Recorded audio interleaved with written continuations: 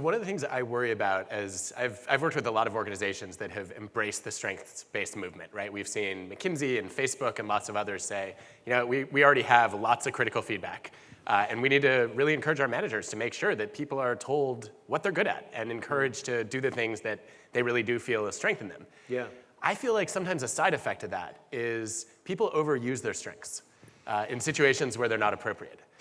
And so, I think there's some research by Rob Kaiser and his colleagues which show that actually one of the ways that you can have a weakness is to overdo a strength, right? So I have a colleague who's extremely charismatic, and that strength becomes a crutch, and he never prepares for giving talks on stage.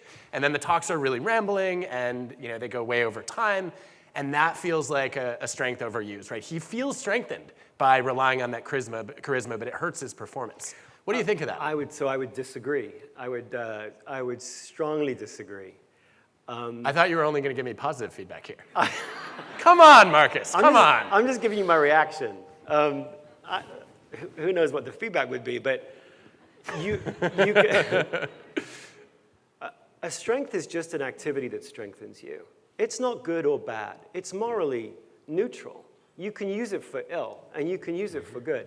If somebody is strengthened by the fact that there's 50 people that are watching them, and they get energy from this, and they then ramble on because they haven't prepared, then the appropriate reaction is for you all in the room to go, we're all like this, in which case we can come back to this person, this friend of yours, and go, look, they fell asleep. Yeah. They're super grumpy with you rambling on. That doesn't mean you've got too much charisma. You can never have too much of a strength. You can only use it poorly.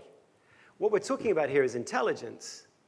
You can use your strengths unintelligently. There are many leaders on the world stage today, even perhaps some leaders here in the US, who have got a lot of certain strengths and use them unintelligently, in the sense that they don't get the outcome that we want them to have. That's not too much. It's interesting. If you think you can ever have too much of a strength, your coaching then sounds like this. Be less of yourself, Adam. Turn yourself down. And for you, you're like, how do I metabolize that? Whereas if I say to you, listen, you've got a great strength in, maybe you're super assertive. Stop pissing people off and start using that to persuade them to do something that they didn't intend to do. And then you lean in and go, how do I do that? Now all of a sudden I'm like, well, I don't know. Here's what I would do. But I tell you what you might try. Yeah. Now all of a sudden it's you're leaning into yourself, not to quote Cheryl, but like you're leaning into yourself. And that just feels better than me going, turn yourself down, turn it down. You're at 11, turn it to 6. And you're like, I can't, like, oh, you're too empathetic. No, you can never be too, like if you've got empathy, you're empathetic. Our challenge with you then is how do you leverage that intelligently to create the outcomes that you want? You can't be crying all over people all the time, but that doesn't mean you have too much empathy.